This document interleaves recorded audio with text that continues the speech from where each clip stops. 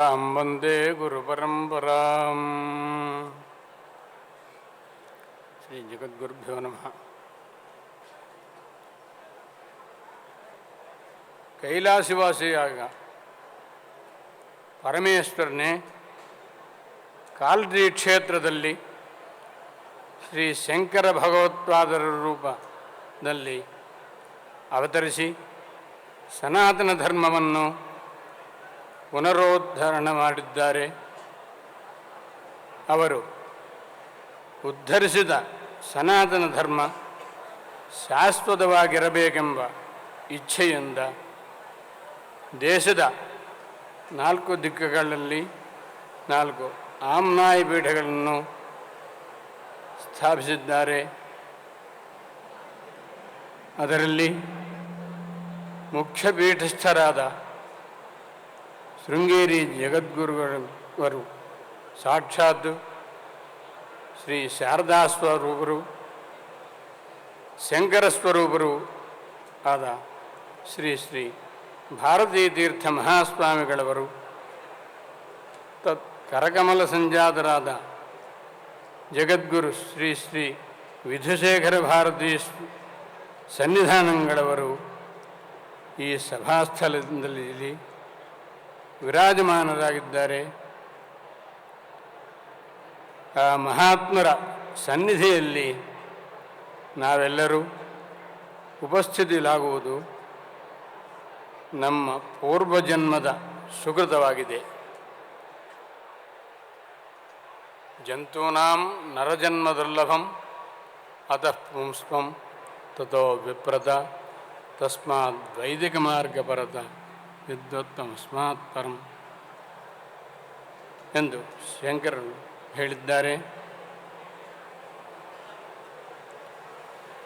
ಮಾನವ ಜನ್ಮ ಎಂಬುದು ಅತ್ಯಂತ ದುರ್ಲಭವಾದದ್ದು.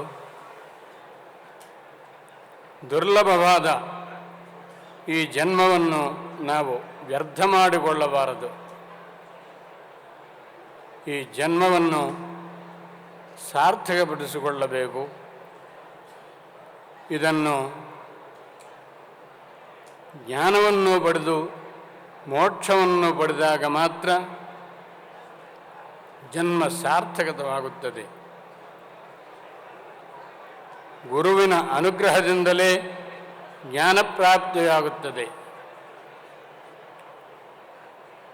ಪ್ರತಿಯೊಬ್ಬರೂ ಸುಖ ಶಾಂತಿಗಳನ್ನು ಬಯಸುತ್ತಾರೆ. ಸುಖ ಶಾಂತಿಗಳು ಬೇಕಾದವರು ಧರ್ಮ ಮಾರ್ಗದಿಂದಲೇ ನಡೆಯಬೇಕು. ಧರ್ಮೋ ರಕ್ಷತಿ ರಕ್ಷಿತ.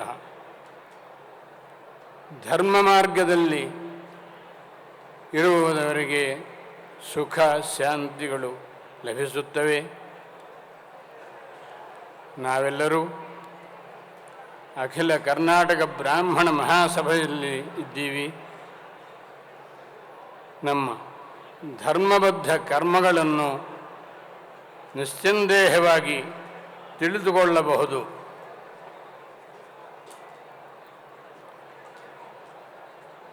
ಪ್ರತಿಯೊಬ್ಬರೂ ಧರ್ಮಕ್ಕೆ ಕೃತಜ್ಞರಾಗಿರಬೇಕು, ಕೃತಜ್ಞತರಾಗಿರಬಾರದು. ನಮ್ಮ ಧರ್ಮ ಸನಾತನ ಧರ್ಮ. ಸನಾತನ ಅಂದರೆ ಅತಿ ಪ್ರಾಚೀನ ಎಂದು ಅರ್ಥ. ನಮ್ಮ ಧರ್ಮದಲ್ಲಿ ಸ್ವಧರ್ಮಾಚರಣೆಗೆ ಅತಿ ಪ್ರಾಮುಖ್ಯತೆ ಇದೆ. ಸ್ವಧರ್ಮಾಚರಣೆಯನ್ನು ಬಿಟ್ಟು ಏನು ಕೆಲಸ ಮಾಡಿದರೂ ನಿಷ್ಫಲ. ಸ್ವಧರ್ಮಾಚರಣೆಯಲ್ಲಿ ಅತಿ ಮುಖ್ಯವಾದದ್ದು ಕಟ್ಟು, ಜುಟ್ಟು, ಬೊಟ್ಟು. ನಮ್ಮ ಸ್ವಧರ್ಮಾಚರಣೆಯಲ್ಲಿ ಏನು ಬೇಕಾದರೂ ಈ 3 ಖಂಡಿತವಾಗಿ ಇರಲೇಬೇಕು. ಕಟ್ಟು ಅಂದರೆ ಸಂಪ್ರದಾಯಬದ್ಧವಾಗಿ ಪಂಚಗಚ್ಛವಾಗಿ ವಸ್ತ್ರ ಧರಿಸಬೇಕು. ಜುಟ್ಟು ಅಂದರೆ ಖಂಡಿತವಾಗಿ ಶಿಖೆ ಇರಲೇಬೇಕು. ಬೊಟ್ಟು ಅಂದರೆ ಭ್ರೂಮಧ್ಯದಲ್ಲಿ ತಿಲಕ ಇರಬೇಕು. ಈ ಮೂರು ಇಲ್ಲದಿದ್ದರೆ ನಾವು ಮಾಡು ಕರ್ಮಗಳು ಸಾಫಲ್ಯವಾಗುವುದಿಲ್ಲ. ಮಹಾಭಾರತದಲ್ಲಿ ಧರ್ಮರಾಜರಿಗೆ ಭೀಷ್ಮರು ಹೇಳಿದರು, ರಾಜನೇ, ಬ್ರಾಹ್ಮಣರಿಗೆ ಶಿರಚ್ಛೇದನ ಮಾಡಬೇಕೆನ್ನುವ ಸಮಯ ಬಂದಾಗ ನೀನು ಅವರಿಗೆ ಶಿರಚ್ಛೇದನ ಮಾಡಬಾರದು, ಶಿಖಾಚ್ಛೇದನ ಮಾಡು. ಶಿಖಾಚ್ಛೇದನ ಮಾಡು ಸಾಕು. ಶಿರಚ್ಛೇದನ ಮಾಡುವಂತೆ ಆಗುತ್ತದೆ ಎಂದು ಹೇಳಿದರು. ಬ್ರಾಹ್ಮಣರಿಗೆ ಮಂತ್ರಶಕ್ತಿ ಶಿಖೆಯಲ್ಲೇ ಇರುತ್ತದೆ. ಅದಕ್ಕೋಸ್ಕರ ಬ್ರಾಹ್ಮಣರು ಖಂಡಿತವಾಗಿ ಶಿಖ ಇಟ್ಟುಕೊಳ್ಳಬೇಕು, ಶಿಖಾಚ್ಛೇದನ ಮಾಡಬಾರದು. ಭ್ರೂಮಧ್ಯದಲ್ಲಿ ಪರಮಾತ್ಮ ಇರುತ್ತಾನೆ. ಅದಕ್ಕೋಸ್ಕರ ಭ್ರೂಮಧ್ಯದಲ್ಲಿ ಬೊಟ್ಟಿರಬೇಕು. ಪಂಚಗಚ್ಚೆ ಕೌಬೀನ ಇಲ್ಲದಿದ್ದರೆ ಆಚಮನಕ್ಕೆ ಅಧಿಕಾರವಿಲ್ಲ. ಪುರುಷರಾಗಲಿ ಸ್ತ್ರೀಯರಾಗಲಿ ಅಷ್ಟೇ ನಿಯಮ. ಸ್ವಧರ್ಮಾಚರಣದಲ್ಲಿ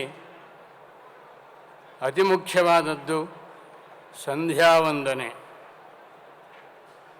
ಅದು ಬಿಟ್ಟು ಏನು ಮಾಡಿದರೂ ಕರ್ಮಫಲವು ಸಿಗುವುದಿಲ್ಲ. ಊಟ ಮಾಡುವ ಸಮಯದಲ್ಲಿ ಅನ್ನದ ಮೇಲೆ ಮಂತ್ರ ಪ್ರೋಕ್ಷಣೆ ಮಾಡಿ, ಪರಿಶೇಚನ ಮಾಡಿ, ಪ್ರಾಣಾಹುತಿ ತೆಗೆದುಕೊಂಡು ತಿನ್ನಬೇಕು. ಇಲ್ಲದಿದ್ದರೆ ದೊಡ್ಡ ಅಪರಾಧವಾಗುತ್ತದೆ. ಇವೆಲ್ಲವೂ ನಮ್ಮ ಸಾಮಾನ್ಯ ಸಂಸ್ಕಾರಗಳು. ಆದ್ದರಿಂದ ನಮ್ಮ ಸಂಸ್ಕಾರ ಧರ್ಮಗಳನ್ನು ತಿಳಿದುಕೊಂಡು ಯಥಾಶಕ್ತಿ ಆಚರಿಸಿದರೆ ಅದರಿಂದ ನಮಗೆ, ನಮ್ಮ ಸಮಾಜಕ್ಕೆ, ನಮ್ಮ ದೇಶಕ್ಕೆ ಒಳ್ಳೆಯದಾಗುತ್ತದೆ. ಆದ್ದರಿಂದ ನಮಗೆ ನಮ್ಮ ಸ್ವಧರ್ಮ ಪರಿರಕ್ಷಣೆ ಮಾಡಿದ ಫಲ ಸಿಗುತ್ತದೆ. ನಾವು ಹೇಳಿದ ಈ ಧರ್ಮಬದ್ಧ ಮಾತುಗಳನ್ನು ಇಷ್ಟು ಜನರಲ್ಲಿ ಯಾರೊಬ್ಬರು ಸರಿಯಾಗಿ ಆಚರಿಸಿದರೂ ಸಾಕು, ನಾವು ಹೇಳಿದ ಮಾತುಗಳು ಸಾರ್ಥಕವಾಗುತ್ತವೆ. ಇವತ್ತಿನ ದಿನ ಈ ಅಖಿಲ ಕರ್ನಾಟಕ ಬ್ರಾಹ್ಮಣ ಸಭಾ ಪ್ರಾಂಗಣದಲ್ಲಿ ನೆರೆದಿರತಕ್ಕ ಎಲ್ಲ ಆಸ್ತಿಕ ಸಹೃದಯರಿಗೆ ಜಗದ್ಗುರು ಸನ್ನಿಧಾನಗಳವರು ಆಶೀರ್ವಾದವನ್ನು ಮಾಡುತ್ತಾರೆ. ಅಶೋಕ ಹಾರನಹಳ್ಳಿ ಪ್ರಭೃತಿ ನಿಮಗೆಲ್ಲರಿಗೂ ಶ್ರೀ ಶಾರದಾ ಚಂದ್ರಮೌಳೀಶ್ವರ ಅನುಗ್ರಹದಿಂದ ನೀವೆಲ್ಲರೂ ಸುಖ ಸಂತೋಷವಾಗಿರಬೇಕೆಂದು ನನ್ನ ಆಶೀರ್ವಾದವನ್ನು ತಿಳಿಸುತ್ತಾ ಈ ಪ್ರಸಂಗವನ್ನು ಸಮಾಪ್ತಿ ಮಾಡುತ್ತೇನೆ.